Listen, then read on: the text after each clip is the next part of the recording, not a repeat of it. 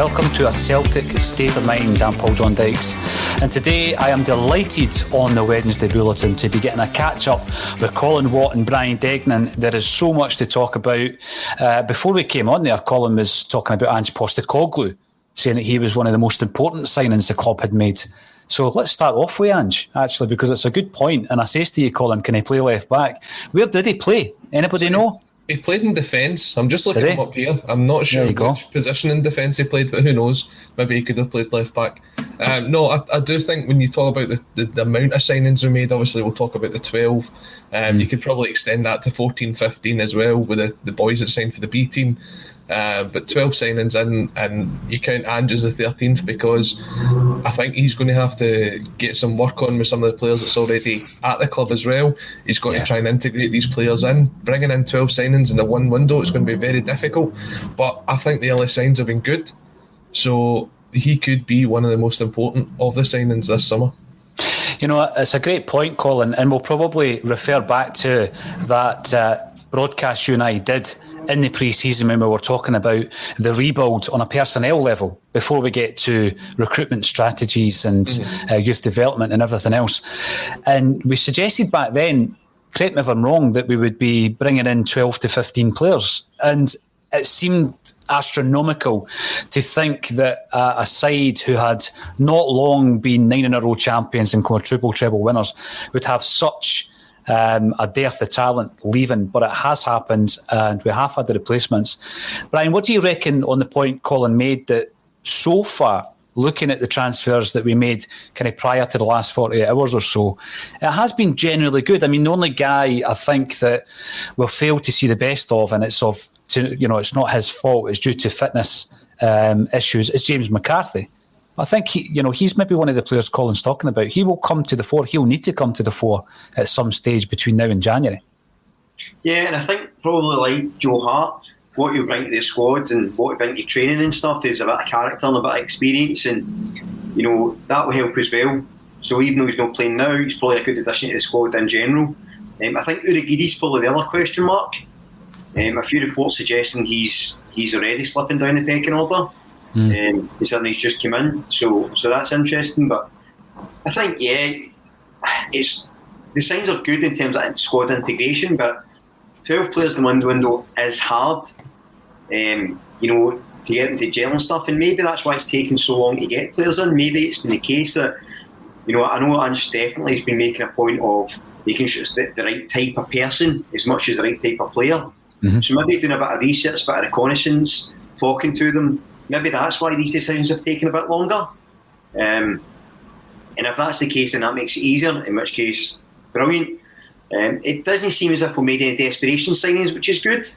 The guys in the last day of the transfer window, Giakomakis, I might call him Georgios for safety, Big George. Him, Jota, they were linked for a wee while. And the big centre-half as well for Tottenham, he was linked at the start of the window. So there wasn't any last-minute desperation signings, and the 2 loan signings we've made have both got options to buy. So I think a marked improvement in terms of quality and in terms of the age of the players and stuff than previous windows. But yeah, we did still drag our heels a bit.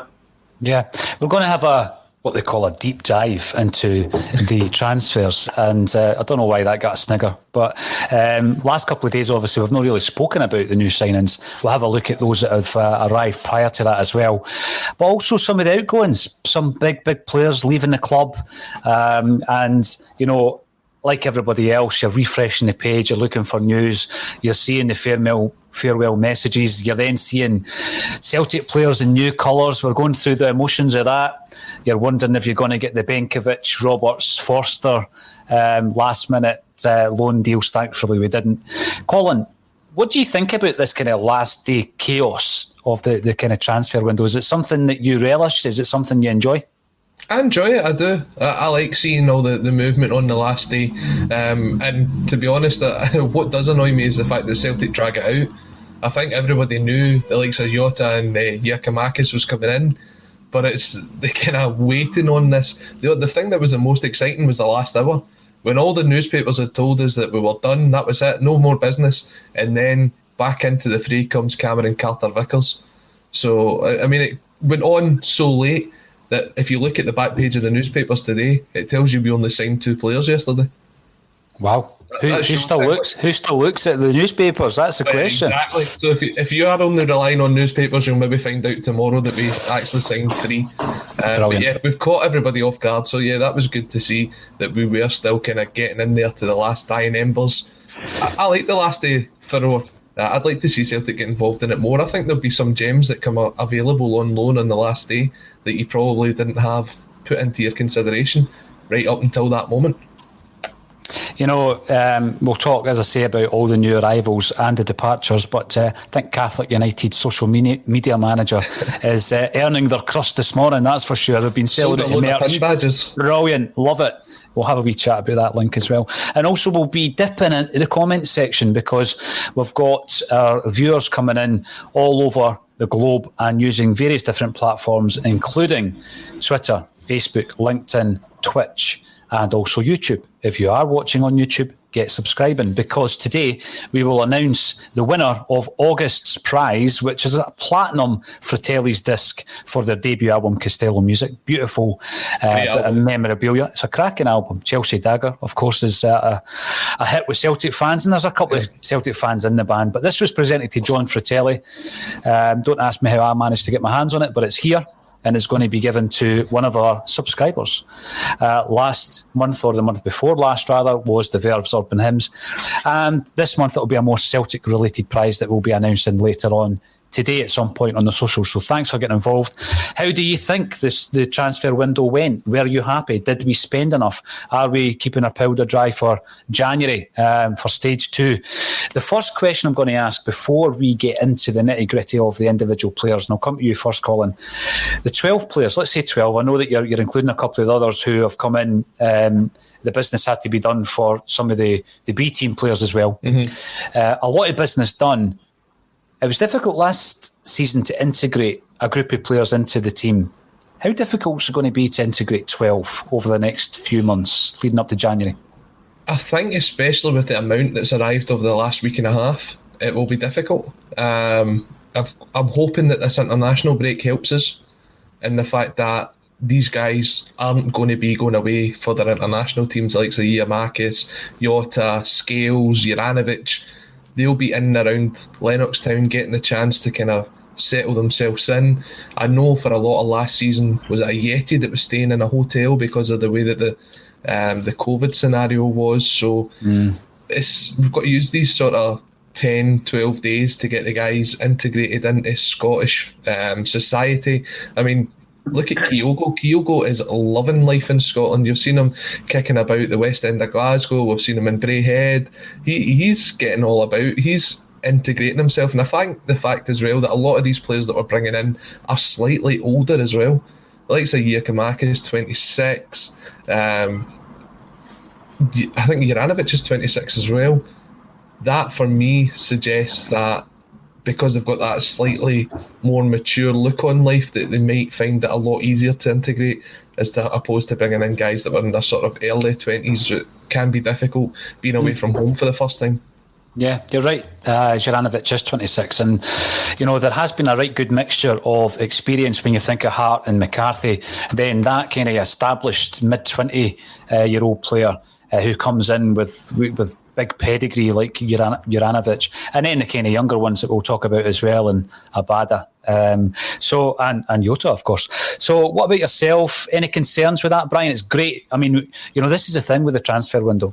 Football fans are yearning for more. They want more players coming in. They get caught up in the excitement. But obviously the flip side of that is that you're bringing in generally a brand new team. So the whole dynamic of that, the training of these players, integrating them within the group, all of that kind of thing doesn't happen naturally. It can take time.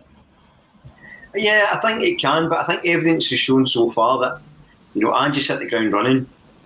You know, I was interacting with a few people on Twitter, and some people were a bit down on the transfer window, some people a bit more positive. My take was, you look at the job Angie's done in 2 months in terms of not only on the field, but you know, recruiting these players, getting the galvanising squad that's there, improving some of the players that's there. You know, he's managed to do that without a head of recruitment, without an established transfer operator, without the proper backroom staff. and he's got to qualify for the Europa League.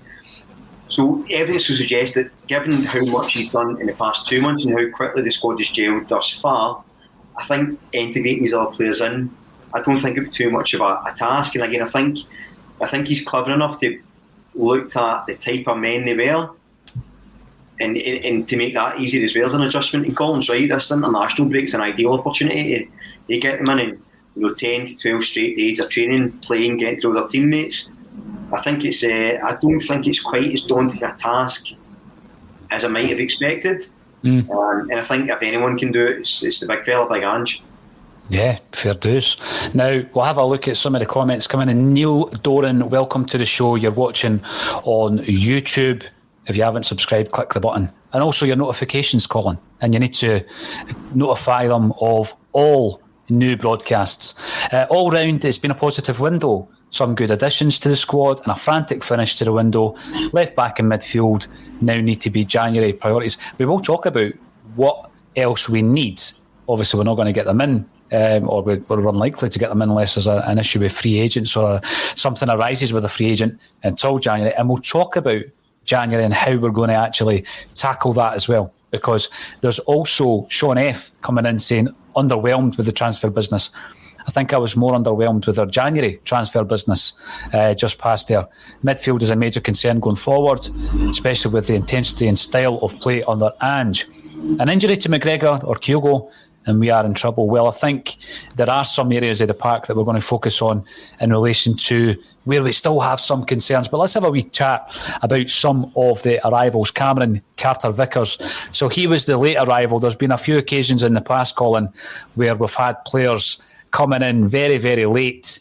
And there's been a few players we've missed out on very late. You know, I always remember the story about Dwight York being up at Celtic Park, and he's actually in the Celtic boardroom, and he takes a call from another club in the Celtic boardroom to sign for that other club or agree to go and sign for that other club. He's in the stadium and we don't sign him.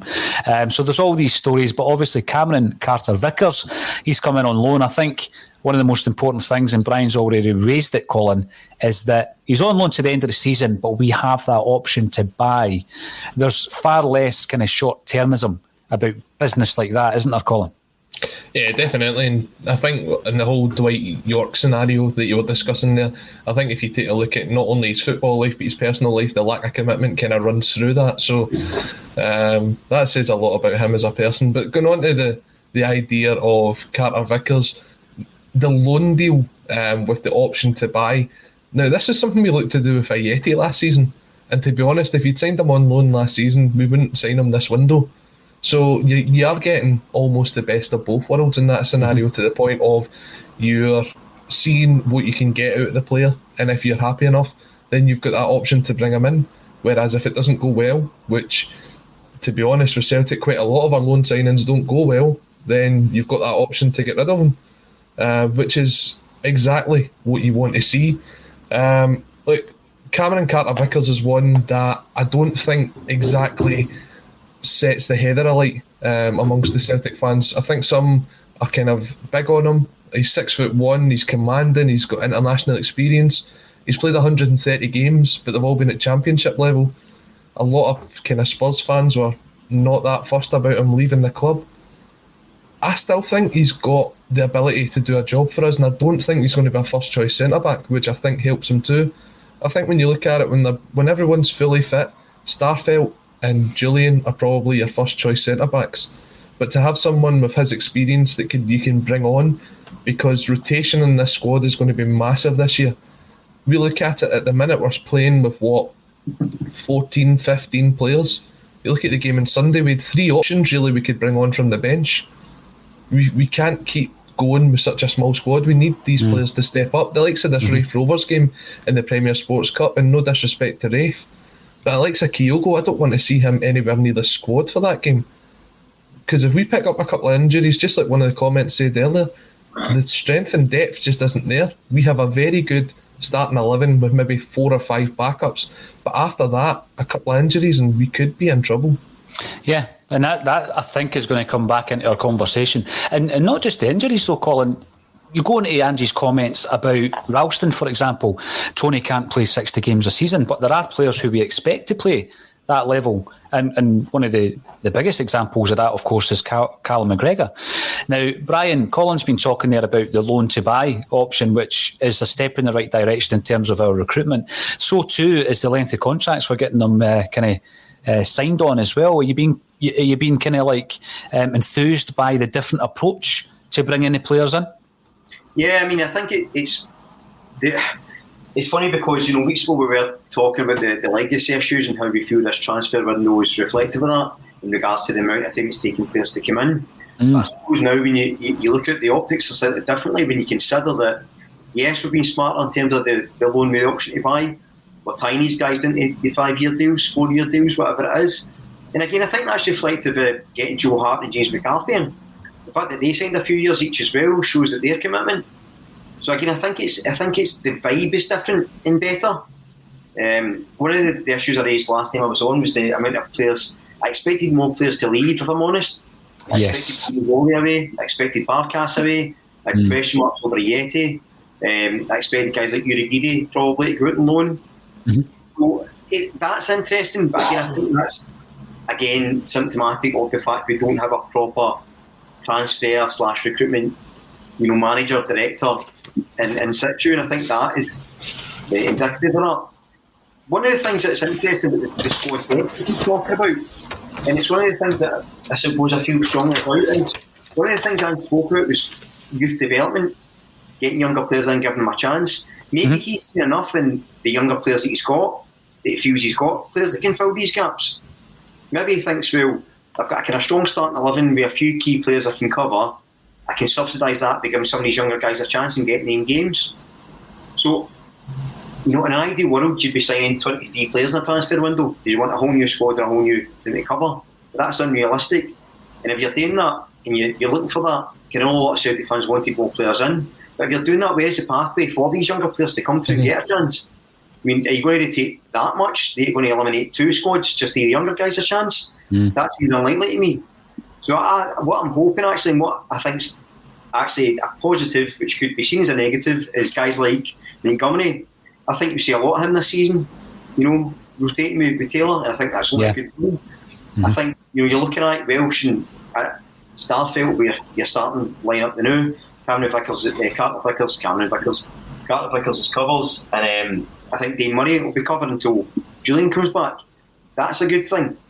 You may be seeing, we may find young Moffat gets a call up at some point. It's cover for the wings.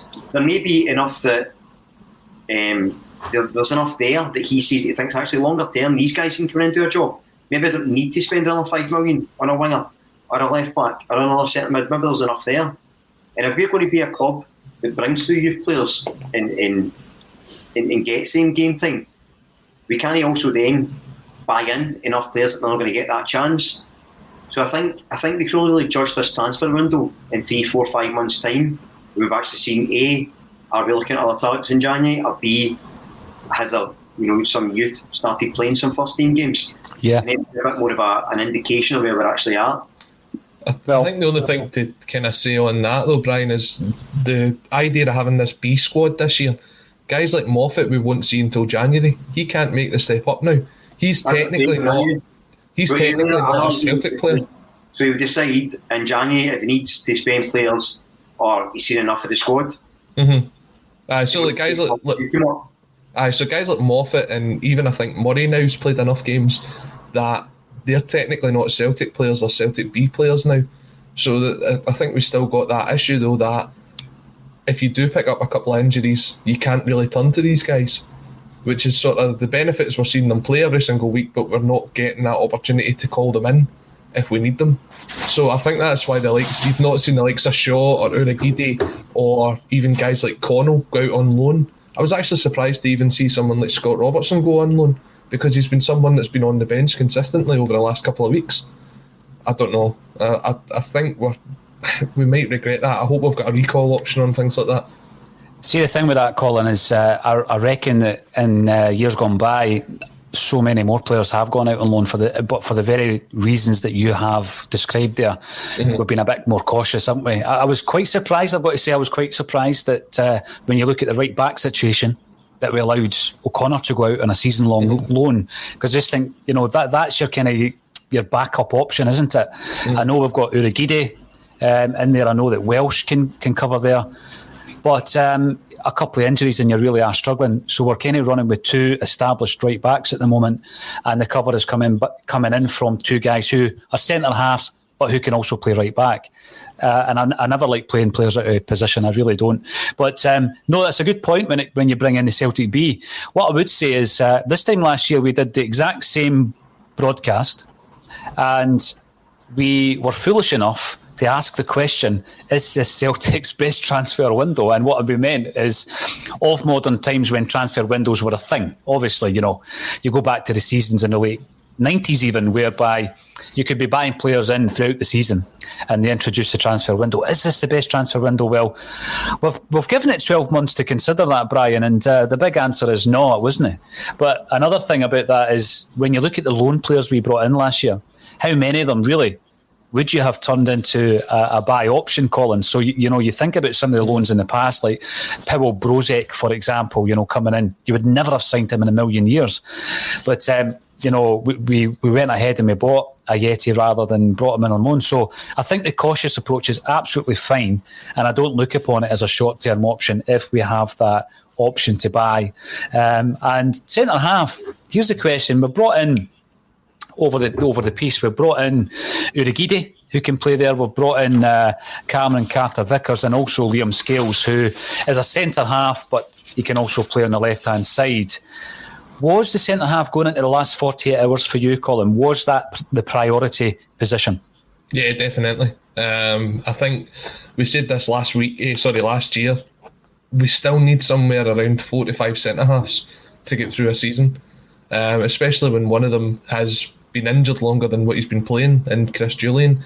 He's a great player when he's fit, but you've seen he's got that sort of injury kind of history. So bringing in players that can go in and slot in, it just means that you're not relying on guys like Nir Bitton, who have proved in the past that as much as they want to play at centre-half, it just doesn't suit them. And I think since Ange's seen that in the game that he played there, the last time we saw him play, he actually played midfield. So it's as if he's going back into what he used to be. You mentioned there about Scales. Scales I see as your left-back option. I don't see him playing centre-half. He's one of those players that over the last 18 months has transitioned his position. Now, we've gone about Montgomery being a left-back, but he's never a left-back, or he was never a left-back. He was transitioned into that left-back role. Scales has also transitioned into that left-back role. He played something like 17 games last season for Shamrock on the left, and then this season he's predominantly been on the left-hand side. You look at the European qualifiers that they've had, he's been playing as the wing-back in a sort of 3-5-2/5-3-2 when you've not got the ball. So I think he's coming in definitely to play in that left-back position. The fact that he can play centre-half as well suggests to me that he would be far more comfortable with that inverted full-back position than the likes of a Greg Taylor. Greg Taylor's never had to step into the centre-half position. If he's comfortable coming into the middle of the park, for me it suggests that he's better in that role. We saw guys like Kieran Tierney do that, where Kieran Tierney was a left-back, but for Scotland he plays centre-back. I think that's a kind of, not to the same level. I wouldn't come out here and say Scales is his next Kieran Tierney, but it's that. You've got to watch what you say, Colin, because someone will say that you did say that. It'll be clipped, but that's the kind of comfortableness of his positions that he's got, and having that versatility, especially in the formation that we play, could be a big factor going forward. It could be a big factor in a guy like that getting more game time. Absolutely.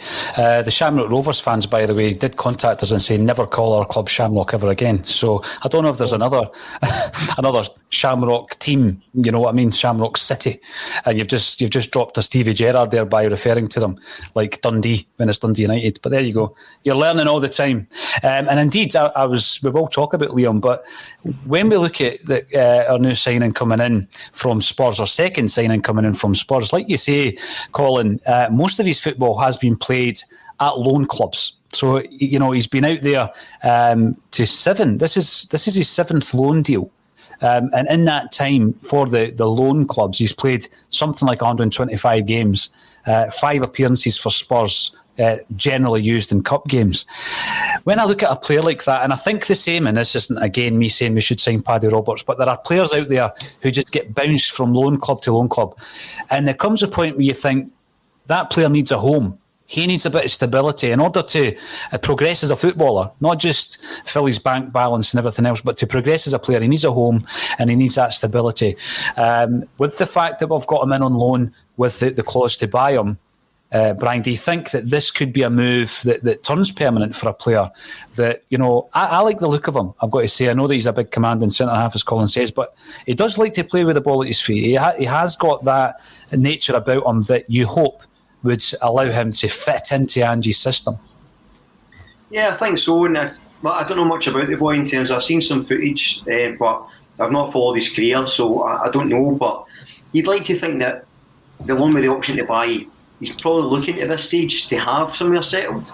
Yeah. So you'd imagine when he gets a chance, that's his incentive there. Is, more than anything, to prove he can be at a club, build a career there. Because he's only 23, so... Mm-hmm. He doesn't need another loan club again. He needs to go somewhere and move. And again, it's one of the other reasons why I think a loan with an option to buy is quite a good thing to have in, because it gives us the opportunity. It gives the player the opportunity to maybe, if they've got a point to prove, and go along in. And the other thing is as well, it gives another dynamic. It offers Starfelt a rest, because I think he maybe is the type that could sort of take a step back and maybe do a wee break at times. He's played a lot since he's first come in, so I think having these guys in is always a bonus anyway. And he's played around decent players at Tottenham and even the loan clubs he's been at. So he's fairly experienced as well. So while the amount of loans he's had could be a negative, it could be a positive in that he's now quite experienced. He knows how to mould with different teams, different players, they can interact. And having that experience at a young age might be a good thing. What's your thoughts on that, Colin? Because you do see players that they become journeymen, even though they've only had one parent club. And Chelsea have got a whole host of players that they loan out all over the football globe, if you like. But there has to be, like Brian says there, it maybe makes him more adaptable. It maybe means that he can hit the ground running when he comes to Celtic. He's obviously got international pedigree. But there are players that you just think, they need a home, they need to get settled in. And do you think this might be a meeting of minds? I really do love the Catholic United story. They were posting pictures of him last night wearing the green and white hoops. And if you dig a wee bit further, and I'm not just saying this, but I did have a wee newspaper clipping of the Robert Kelly story where he's actually gifted the club their first set of green and white hoops back in 1968. And I've seen that emerging last night as well. That's why they wear the green and white hoops. I think they were founded in the 50s. They were struggling for kits. They've asked Celtic for a set of kits and Sir Robert Kelly gave them. And they've worn the green and white hoops ever since. As I say, I, like many other Celtic fans, are now following Catholic United and looking at sponsorship for their jerseys, etc. And we wish them all the very best. There's the friendship. When you look rather at where we are just now, our two first choice centre-halves are Carl Starfelt, Stephen Welsh. Now, we speak about the Rangers game at the weekend there, and I don't think we were overcritical, but we did certainly pinpoint deficiencies within the Celtic team. And once again, one of the deficiencies was the inability to defend that particular set piece. And you look and you can try and blame this one or that one. I've seen Welsh being blamed. I've seen Starfelt being unable to attack the header well enough, etc. When you're looking at that situation, they are the first choice centre-halves. And we've said this about Ralston. It's your jersey to lose now in terms of the right back.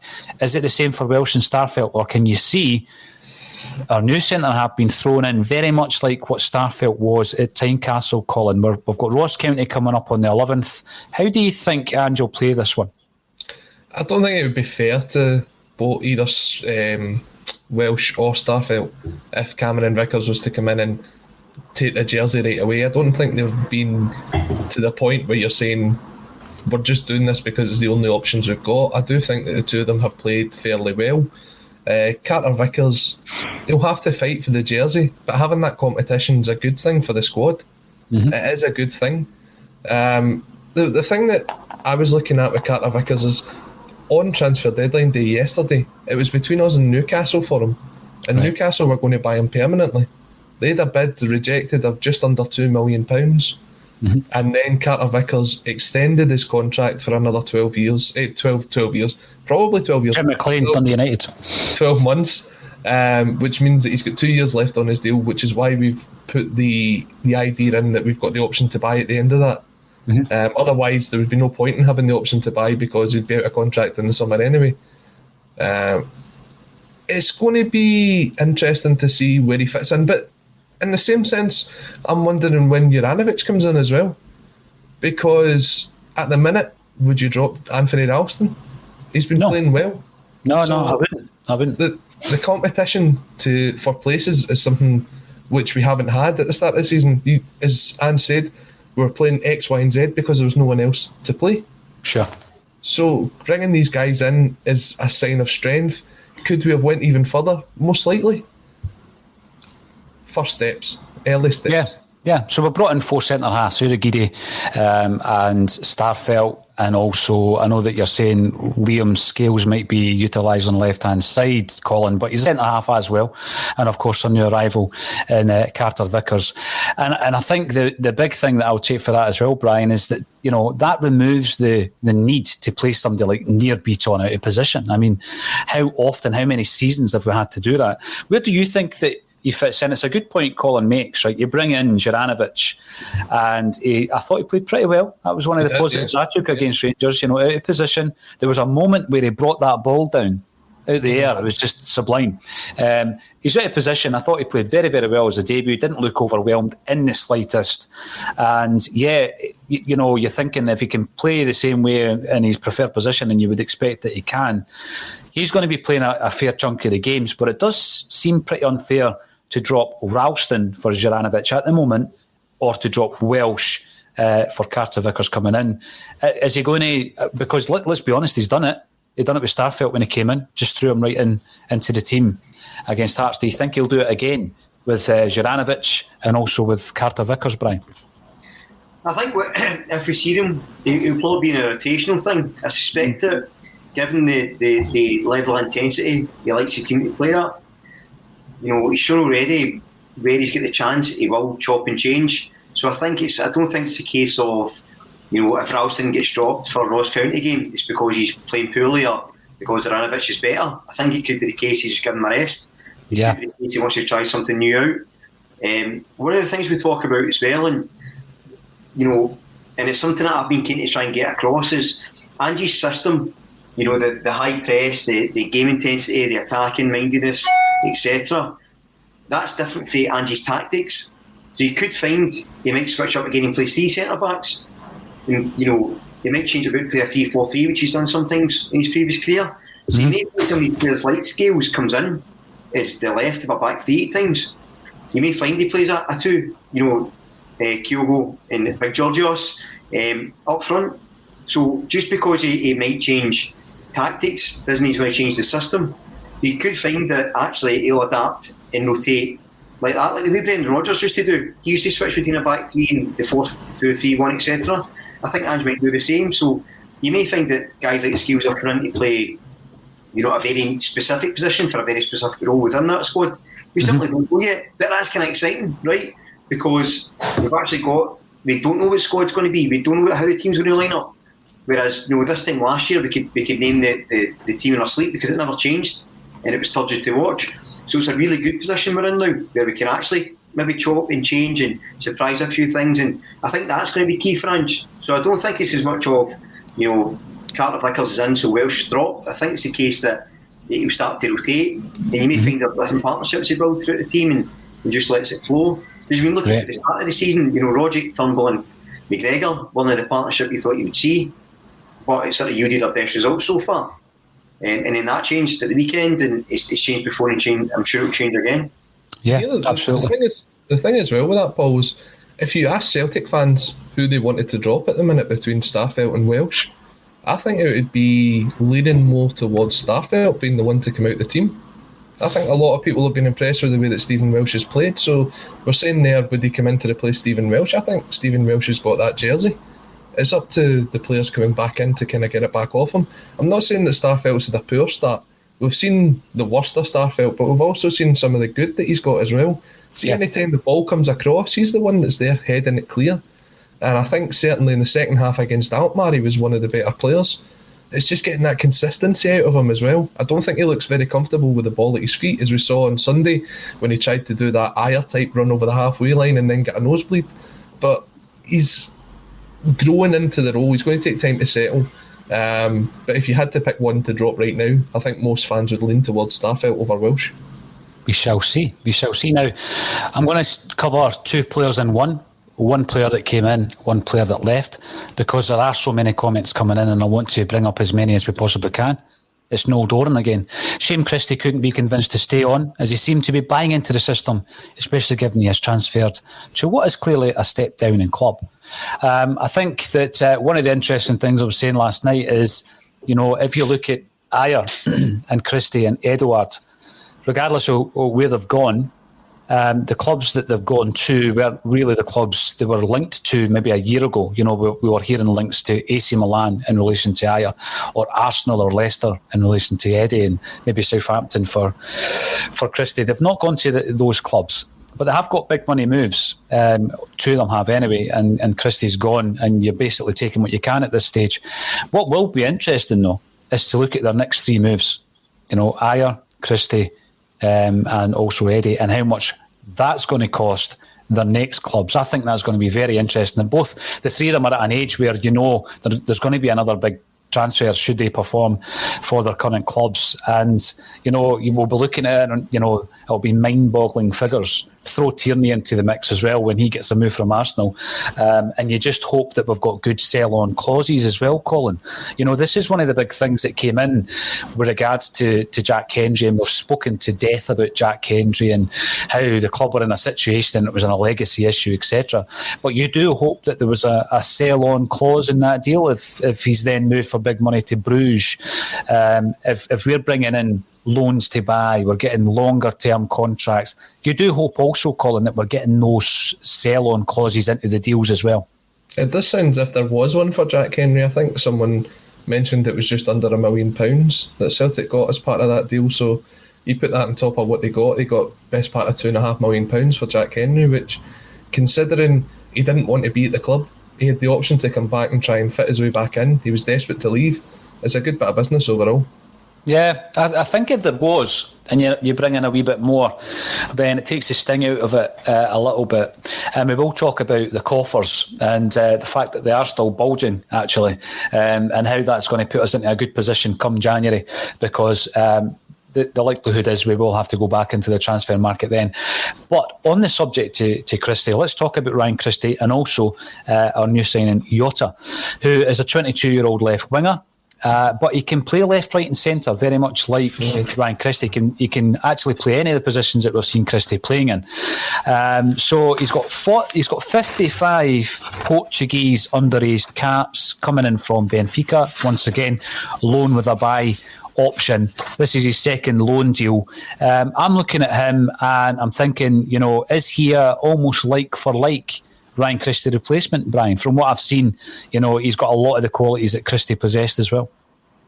Yeah, I think so, and I think he's an exciting talent. The thing about Christie is you can't deny his move because it's his dream club. Apparently, it's the club he supported for a long time, relatively. So, fair play, Ryan Christie, secret Bournemouth fan all that time.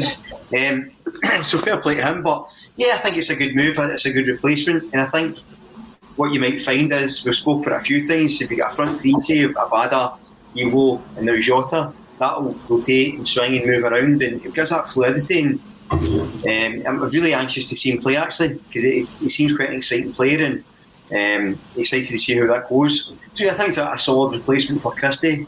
The one out policy maybe wasn't ideal, but I'm assuming we're going to talk about January, but I suspect that what Postecoglou's aim was getting a starting 11, stabilise the team, start getting a way of playing in way, fix the backroom structure, and then hopefully re-recruit in January if or when is needed.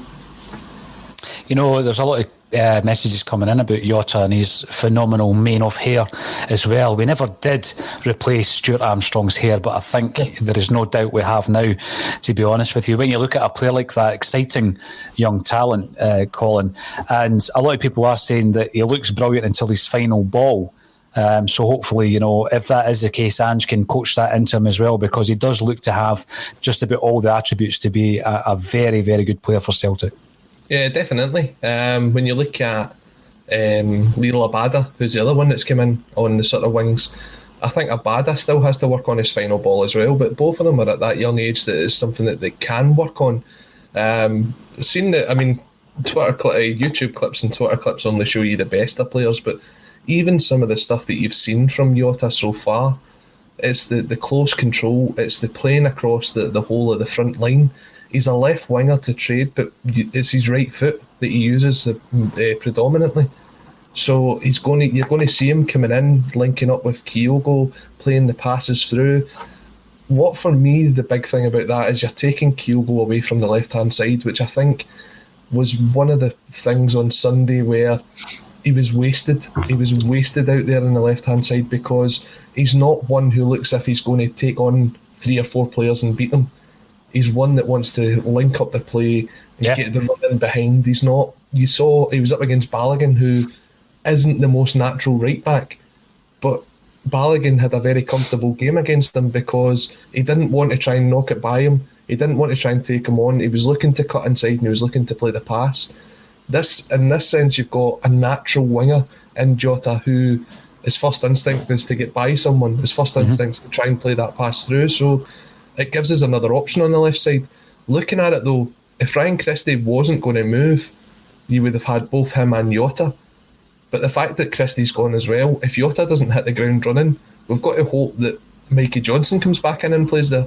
Otherwise, we are kind of light on that side. That is one of the areas, see the park, that is one of the areas where we are light, Colin, there's no doubt about it. There's glaring, left, kind of mid-wing and right back. You're looking at these two areas and thinking we needed bodies in there, but people will inevitably play out of position. We know that Forrest can play on the left, we know that Abada can play on the left, but again, it comes back down to the strongest positions. You want them to be playing in the strongest area of the park. I'm just going to, the reason I brought Ado back up, I'm just interested to know if you can name, Colin, for me, the avatar, that Italia 90 hero. Brian's probably looking at him and he knows who he is. He was the top goal scorer at Italy 90. Pass. Oh my word, Toto Scalacci, Juventus. There you go, eh? Showing my age. I tell you what though, Paul, we were talking about like that left-hand side there. Someone who could come into the consideration that Brian's already mentioned is young Montgomery. I think Montgomery could be the option there if Jota gets injured or Jota isn't fit, etc., is playing on the left-hand side. And that means that you are looking to Taylor and Scales to be your left-backs because Montgomery's natural position is further forward. And I think in the sort of performances you've seen, especially against Alkmaar, when he got the ball, he looks so comfortable going forward. He looks more comfortable in that half of the park. So he's another option there. Yeah, absolutely. And there are other players that we need to talk about before the end of the broadcast because we're about 3/4 of the way through. And we have Georgios Jiakomakis, beautifully pronounced by Colin Watt, I've got to say, born in Iraklio in Greece, beautiful wee part of Crete, also the birthplace of a certain Georgios Samaras, 26-year-old Greek striker, 5-year deal once again for around $2.5 million. He was the 10th signing of the summer. He's already a full internationalist and he's played his football in Poland, the Netherlands and in Greece as well. Now, you look at his season that he's had, 29 goals in 33 games, but across his professional career, 55 goals and 183 career appearances, I think tells you the full story on that one. Now, I'm looking at that, and obviously Edward and we'll talk about these two guys, and Griffiths have gone. Will this mean, Colin, that you see the squad, that we might see a wee bit more of Albion Ayeti? You've got to try and find some way to get something out of him because as it stands right now, it's a waste of £5 million. You look at Barkas couldn't even get a loan move out yesterday. He turned down the deal for, I think it was PEOK that came in with a bid for him yesterday to take him out on loan. Ayeti could be in the exact same boat if we don't get something out of him. For me, the biggest concern with Celtic's forwards is when's the last time we saw someone who you brought in that would guarantee you 10, 15 goals a season? It's not the top goal scorer. You've always had that top goal scorer that came in, even going right back to the sort of Martin O'Neill days, where you had Sutton, Hartson and Larson. They were all going to get you 20-odd goals. That's the last time you had 3 strikers you could kind of rely upon. Going forward, Jan Vennegoor Hesselink maybe got you 10, 15, but there was always that one striker you relied on for that period of time, whether it be guys like Zurawski, McDonald, Edward, Dembele. We need these other strikers to step up and score the goals as well, because I think Kyogo's going to get you 20-odd goals a season, but is the likes of Jiakomakis going to come in and get you 10, 15 goals a season? Is Ayeti going to come in and get you 10, 15 goals a season? Or are they just going to be the signings that you throw on and they score maybe 3, 4 and move on in a couple of years' time? I think they need to. I think they need to when you look at the goals that have just walked out the building. Yeah, you look at the strikers we've signed over the last couple of years, even as far back as your Stefan Skepovic, they've never been players that's come in and gave us a shift. We need to bring in guys like that. We can't rely on the one striker to see us through the whole season. Mm-hmm. No, you're right. But on that point of what you would expect, you look at the goals that Edouard would bring to the team, even on a bad season like last season, Brian, 20-odd goals. You look at the goals that Christie scores, and important goals as well. They've walked out the building, and they need to be replaced. So Jiakomakis or Ayeti, if playing, you're expecting 20-plus goals from them. Simple as that. Kyogo looks as though out of the 3, from what we've seen, he is capable of doing that as well. But, there is no point, Colin, this is the thing, there is no point in bringing in a striker and for them to do what Ayeti did last season and end up scoring 5 or 6 goals. We really can't afford to do that, because we've got two goal scorers in Griffiths and Eddie. I know Griffiths has barely played in the last 3 seasons, leaving the building, and also Christie. We've lost a lot of goals there, and I think that when you're looking at the new Greek striker, we can look at what he done last season, but still a little bit of an unknown quantity. However, coming in with international pedigree, Brian, and I'm just thinking that we got a wee insight pre-season into the fact that Ange was willing to give Ayeti a game. He's not played much in the competitive games, but again, we will at times be left with no other option than to play Albion Ayeti. Yeah, and I think what you see is a slight tweak to the tactics. So with Kyogo, he's basing his movement with speed. So Georgios and Ayeti are going to give you that. They're different types of players. I think if he's rotating, he'll rejig the team accordingly. That's why I think you see a change in the sort of tactical setup and the formations, because you can't rely on Ayeti to run the channels and make that space for you. He's just not going to do it. It's not his wheelhouse. He might try and do it, but it's not what he's got.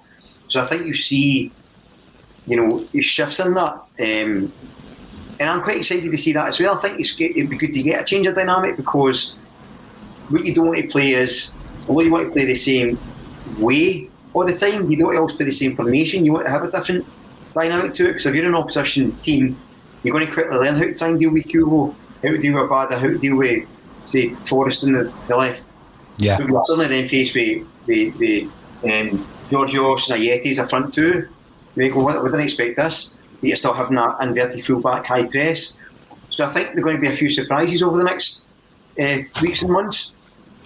And I think that can only be good, because I think that will give teams something to think about.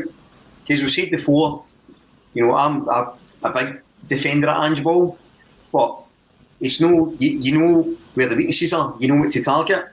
The issue is, if we're good enough going forward and doing things that way, it doesn't matter what the weaknesses are, because when we beat teams, we'll smother them, we'll push them back. The problem is, if we're not good enough doing that, that's where the pressure goes onto the back.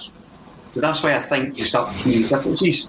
Like on the game on Sunday, I don't think defensively we were that bad. I think it was attacking wise we let the team down. Mm-hmm.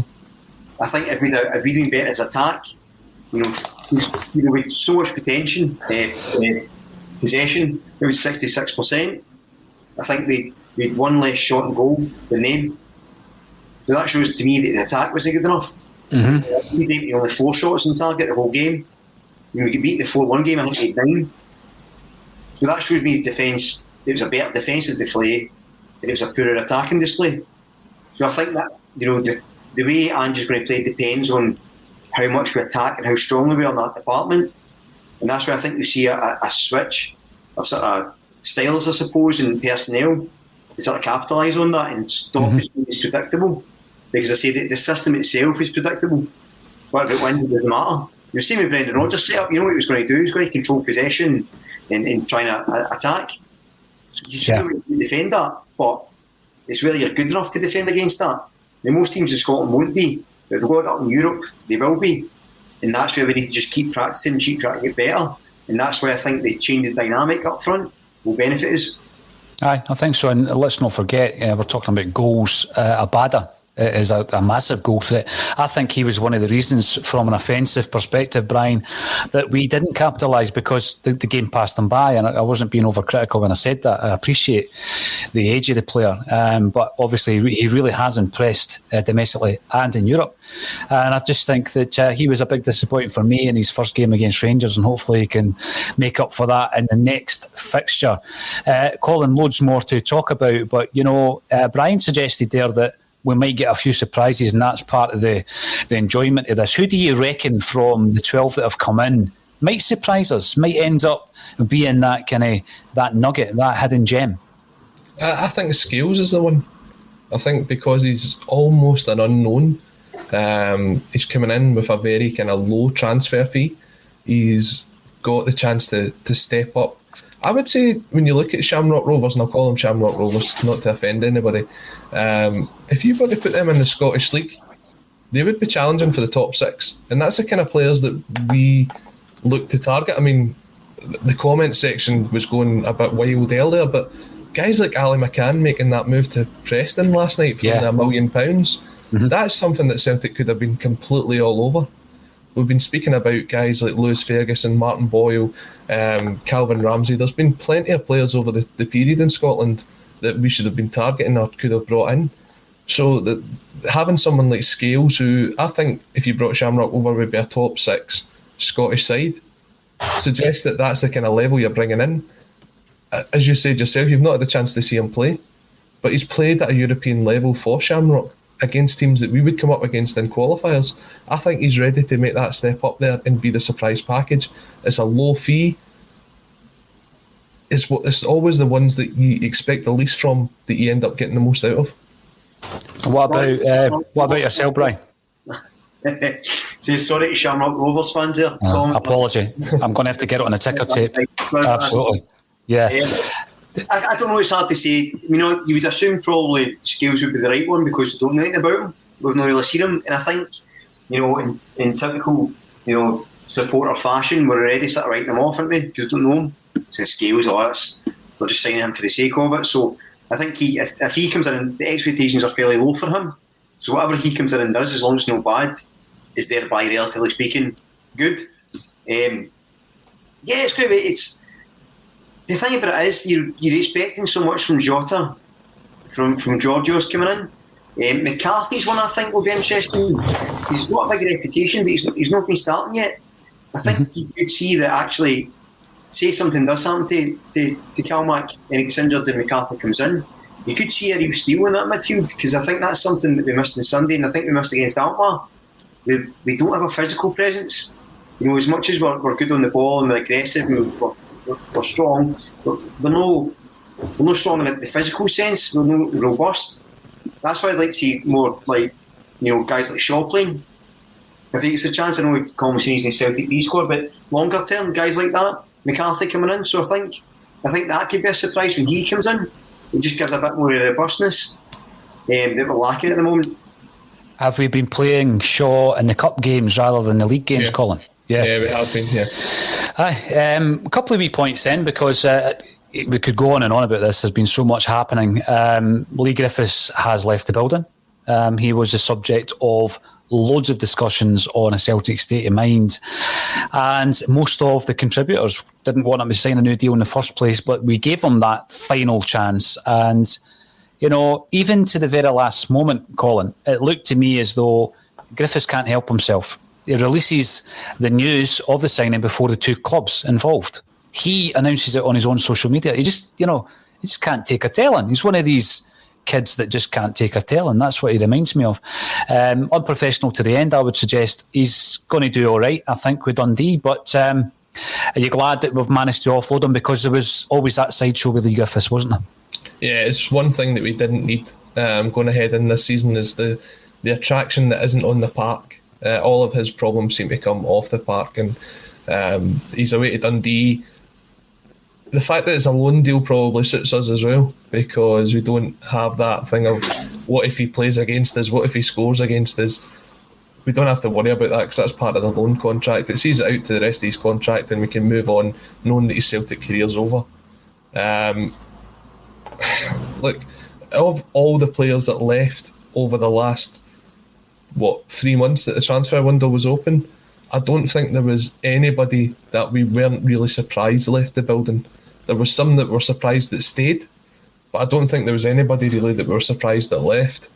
So it is going back to what we looked at last season. We looked at how many players are going to be out the door. We reckoned about 15, 16. In total, I think it was 16, but there was other ones there like Leo Helge that we probably would have said we didn't expect him to go, although there was rumours back then. It could have been even worse. We brought in 12, plus another couple for the B team. It's a good first step. We're still light.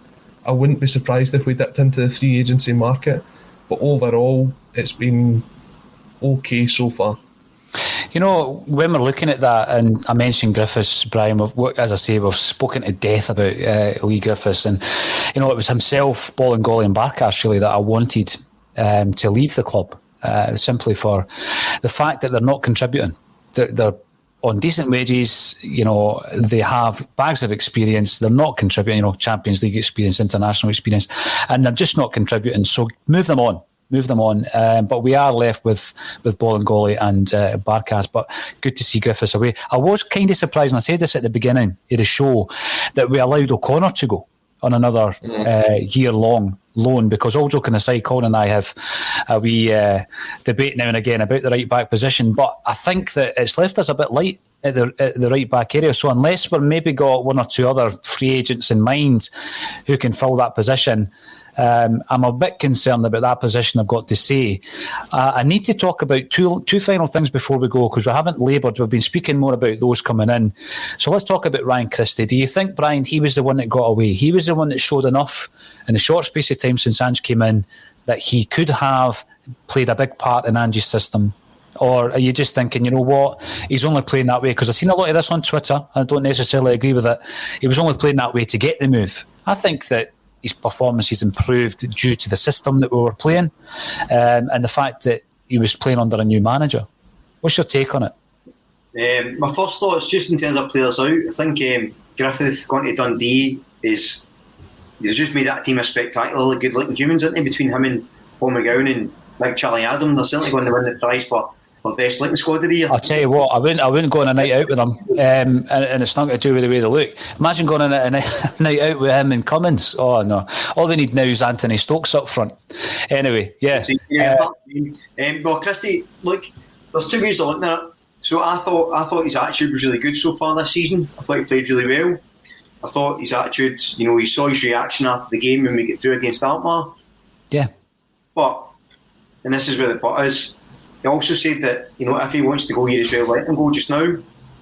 Because, you know, I think probably for his mind, he was enjoying the football and stuff, and I think he's also got an affinity with Celtic now after being there for so long. But, you know, he's 26 now, isn't he, Ryan Christie?